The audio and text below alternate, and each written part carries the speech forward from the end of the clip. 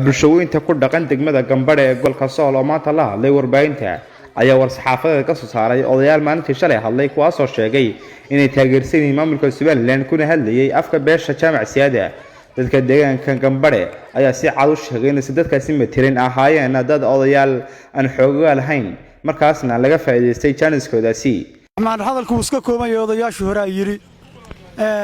waxaan u kaliya ka hadlayaa dadka magaca jaamac siyaad maalaya leh jaamac siyaad weena sheeganaya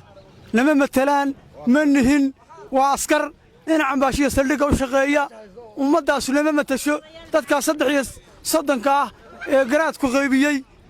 baana matalaanaga dadka dad sooreedka ee bakhtiyay lama matalaan baan leeyahay hadallada ka yeeraya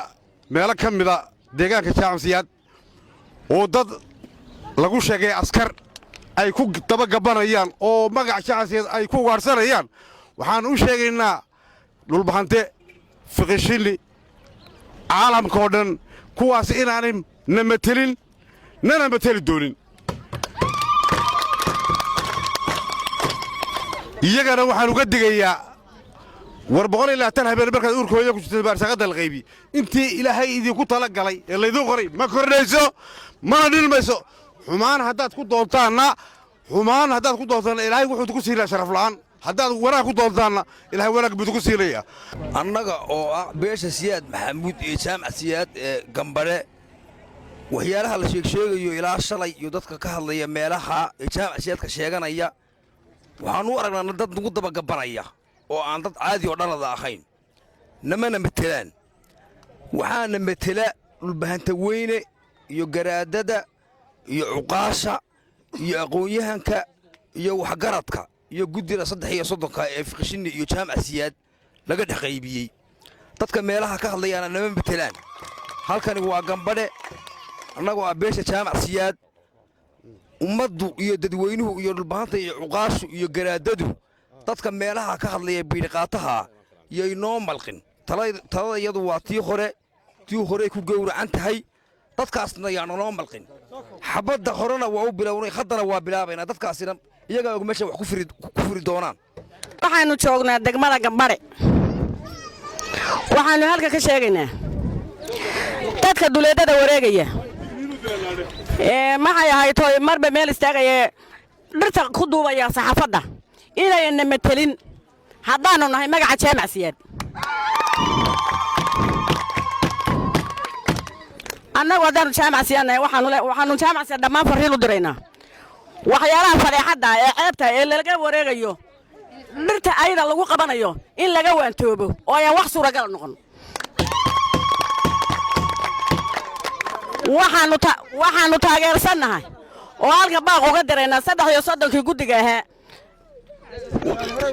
ee aanu hore uga hadalay wixii ay noo soo jeediyeen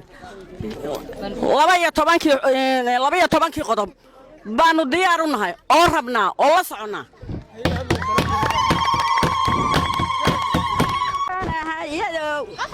inuu duudsida rabow annagu diidnayodow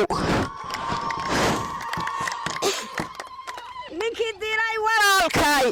annana waa nooda leeyahay dakhar baa gaadhi doone afrikoy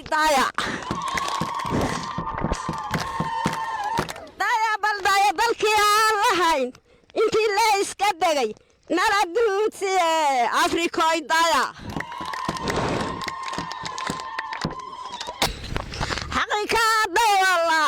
inkastoo dabaq la saaro marun buu ku dilaacaye afrikoy daya safaaxad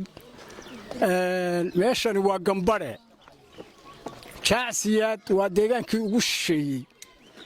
dhulbahanta waa is yaqaanaa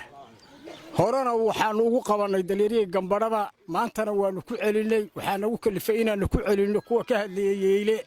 iyo samakaab iyo cadabuur baanu u kalifay maantana inaanu ku qabanno annagu waa midaysanahay dhulbahantana waa midow ninkii midnimada dhulbahanta ka hor yimaada ee guddidii 3 ahaa iyo 15 garaad ka hor yimaada go'aankii ay qaateen de isaga og meeshu ku socdo هذا برعي هرقيسة أنا وكل ما صعنا iyagaanu taageeraynaa midnimada dhulbahantaanu taageeraynaa kama soo horjeedno iyagaana